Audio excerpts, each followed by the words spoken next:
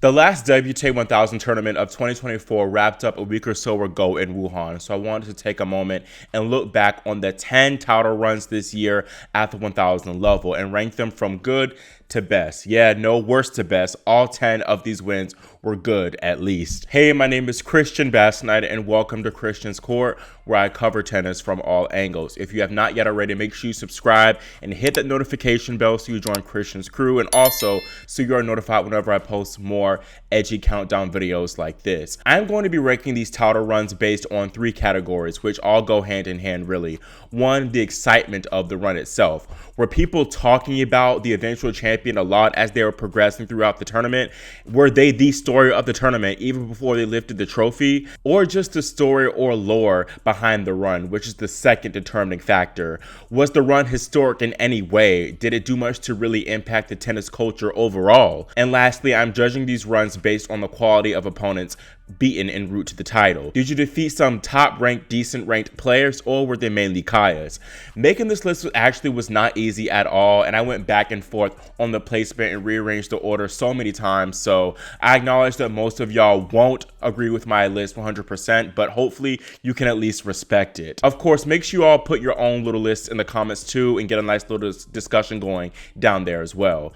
Now, finally, without further ado, my 10th best WTA 1000 title win of 2024 is Jessica Pegula's triumph in Toronto. Putting this at number 10 was honestly the easiest decision here for me. I say this because first, the field in Toronto was just not as strong because it was right after the Olympics and quite a few top players skipped this Toronto tournament, so the star power wasn't quite as great as it normally was. However, there were still some high-ranked players in action, including Aryna Sabalenka and Coco Gauff, but they lost earlier in the tournament.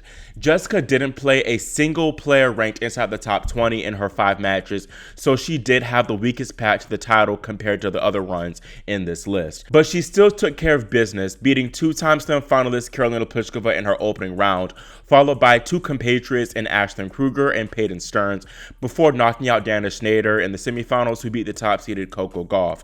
Her lone loss set of the tournament was to another American, Amanda Anisimova, who had a very impressive run to the final, beating 4 top 20 players. Even though this win doesn't really rank high on this list at all when comparing it to the others here, it's still important. It solidified Pegula as the current queen of Canada, as she became the first woman to go back-to-back at this tournament since Martina Hingis in 2000. It was her first 1000 trophy since that Montreal triumph from last year, and it was meaningful considering how Jessica didn't have the best start to her 2024 due to injury issues, which forced her to miss the Middle East swing and practically all of the clay swing. This title was really what turned Pegula's season around and set the tone for her unbelievable North American summer hardcourt swing, which saw her also make the finals of the Cincinnati Open and US Open. Next at number 9 is Iga Swiatek's Indian Wells win. There's honestly not much to say about this title run because Iga was extremely dominant and didn't drop more than 4 games in a single match, which is ludicrous. However, that is part of the reason why I ranked this win so low, as none of Iga's matches at Indian Wells were memorable because they were over in such a hurry. She also didn't have the toughest competition rankings-wise, which is kind of surprising seeing as Indian Wells is like the biggest WTA 1000, but still, she beat quality players like Danielle Collins, Linda Noskova, and Maria Sakkari to win her second trophy in the desert. Number 8 is another Iga 1000 win, this time her Doha three-peat title from February.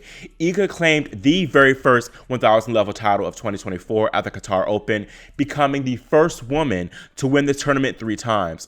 Iga also became the first woman since Serena Williams in 2015 to win a WTA event 3 years in a row, so that alone is also very memorable. It is clear that Doha is Iga's happy place because this was her first tournament since that surprise third-round loss to Linda Noskova at the Australian Open, and she absolutely dominated the field here.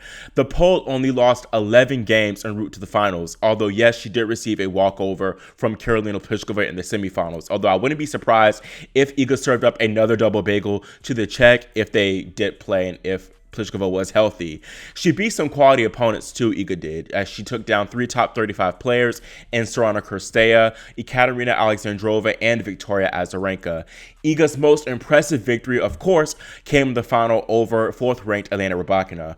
Rybakina was in control of this match early on as she went up a double break at 4-1. There was a momentum shift after Elena hit herself in the shin with her racket, but still, you got to give credit to Iga for elevating her level and coming out on top of the crucial hour-and-a-half opening set, which was massive in deciding the outcome of this match. This win over Rybakina was particularly important as Swiatek had lost her 3 previous meetings against the Kazakhstani.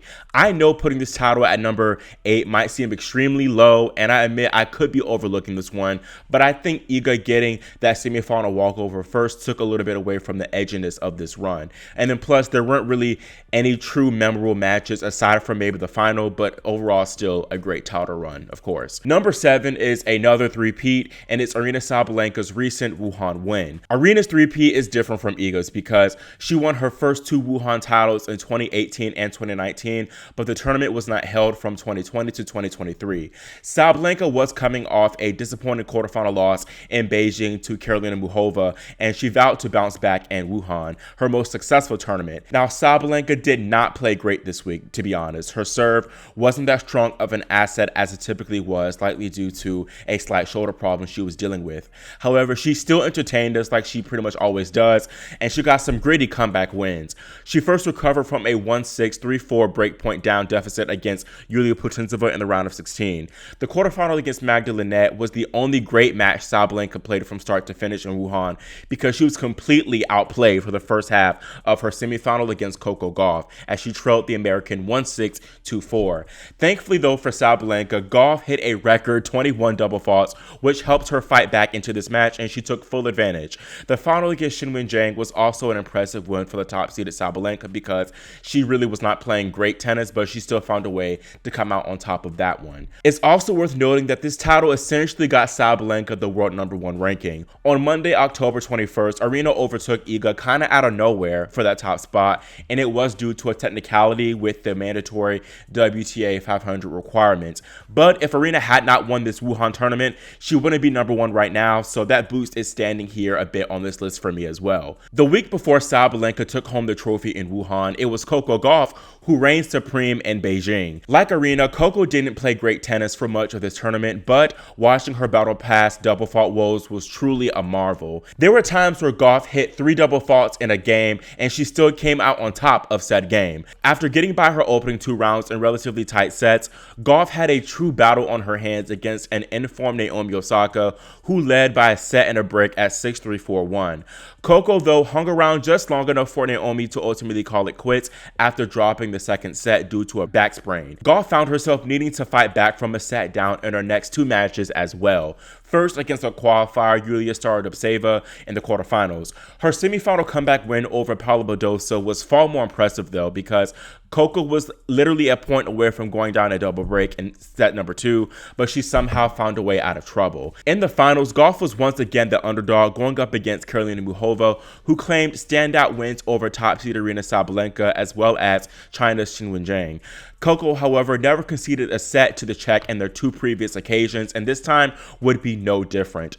Gauff saved her best tennis for last, and she absolutely clobbered Muchova 6-1, 6-3. The story behind this title run is truly amazing because before this win, Coco faced a lot of flack for her lone title of 2024 being that smaller 250 from Auckland earlier in January. She quieted the critics a bit with this one, and she also did well to end her 5 semifinal losing streak.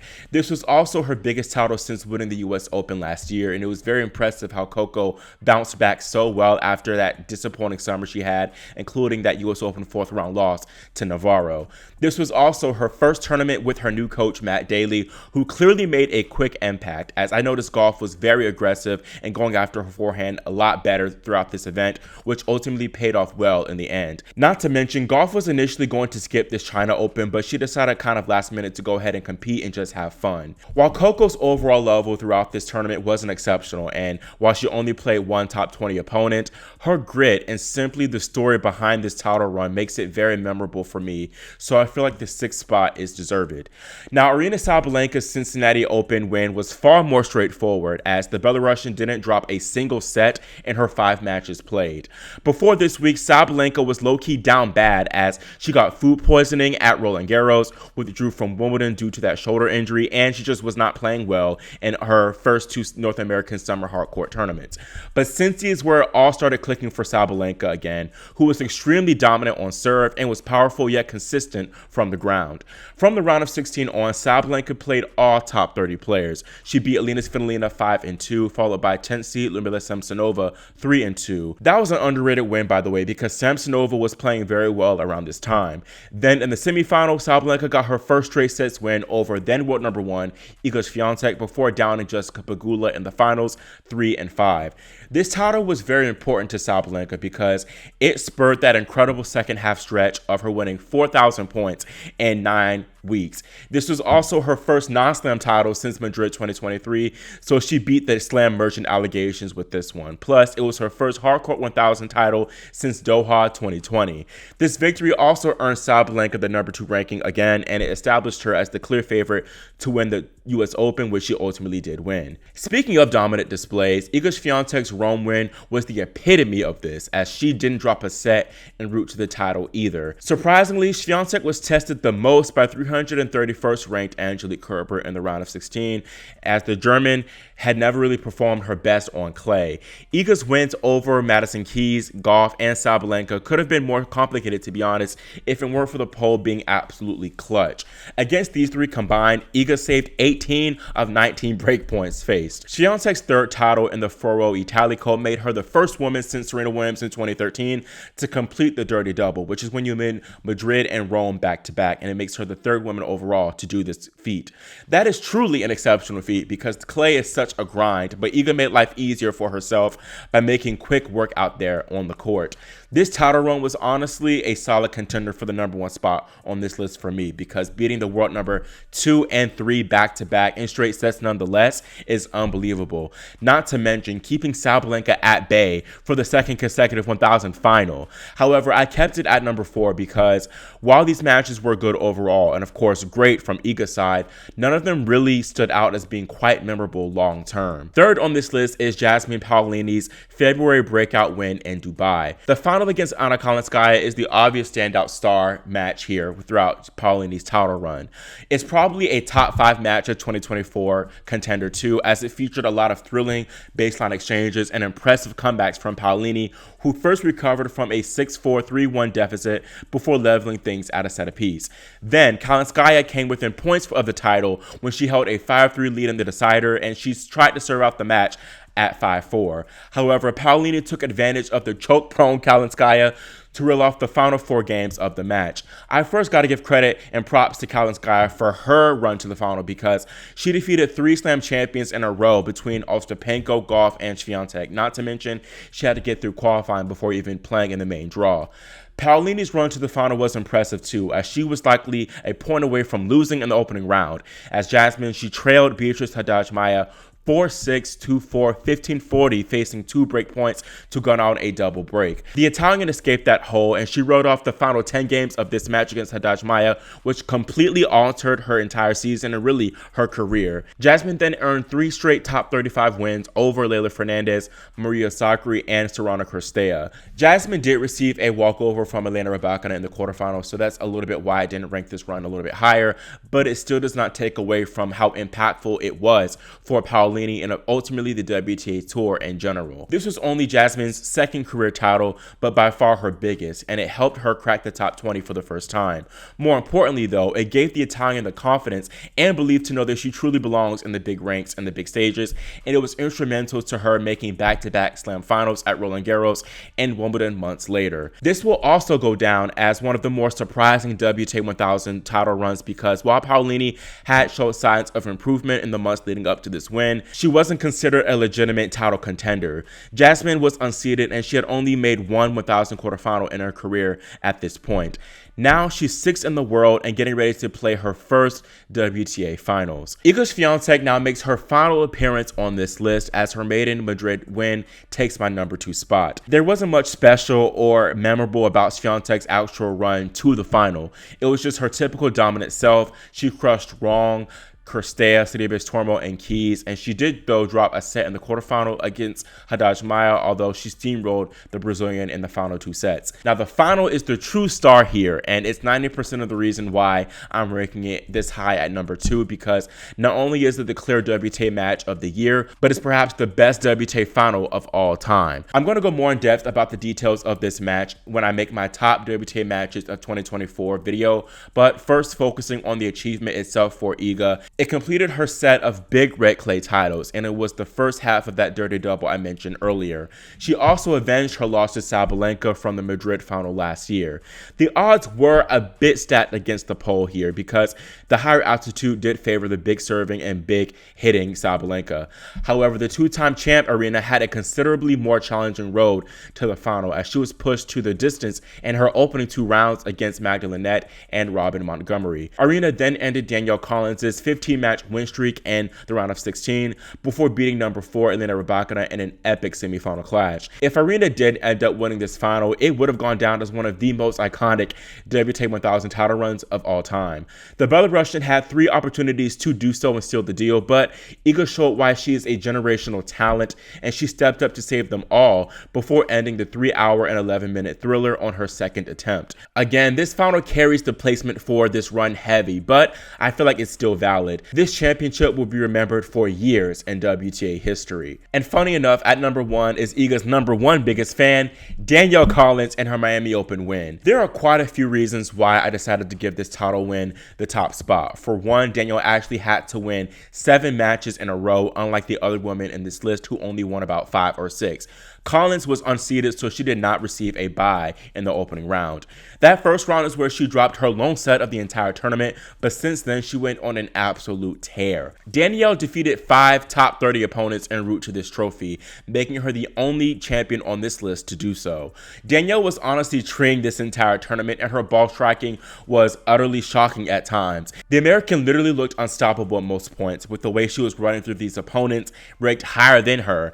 These players were in very good form too, as in the round of 16, she clobbered Kirstea 2-2, who had just dominated Sloane Stephens and Daria Kasatkina in the rounds prior. She then crushed Caroline Garcia 3-2 in the quarterfinal, who had just beaten Naomi Osaka and Coco Gauff back-to-back. And then she delivered the same scoreline to Ekaterina Alexandrova in the semifinals, who beat Swiatek and Pegula back-to-back. Despite her outstanding run to the finals, Collins was still the underdog against the 4th seed Elena Rybakina. Rybakina was higher ranked and she had more experience in this big stage, winning 2 WTA 1000 titles as well as a slam singles title. But Danielle gave another fearless performance, saving 10 of 11 breakpoints faced to keep Rybakina out of this match. The atmosphere in Hard Rock Stadium during this final was something I had never heard since the tournament moved to this site in 2019. The crowd wheeled Collins across the finish line, despite the American clearly feeling nervous from clinching the biggest win of her career. On her 4th match point, Danielle fittingly hit a cross-court backhand winner to take the title. Danielle did make the 2022 Australian Open Finals, but she struggled with remaining healthy on tour soon after due to problems with endometriosis and rheumatoid arthritis. That's why I think this Miami Open title is bigger to her than making that Australian Open final, because first, she won the whole thing. Plus, very few people expected Danielle to go all the way, with her being ranked 53 in the world at the time.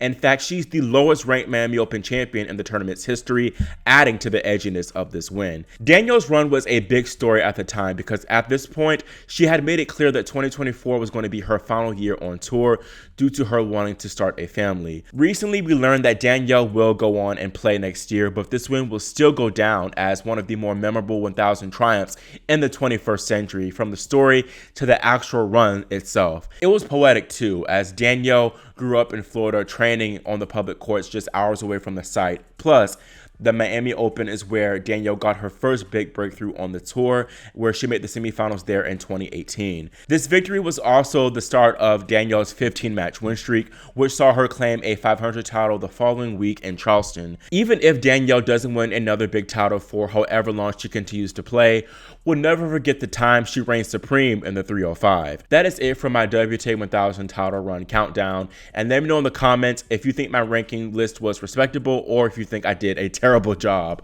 Again, leave your own list in the comments below so I can judge them.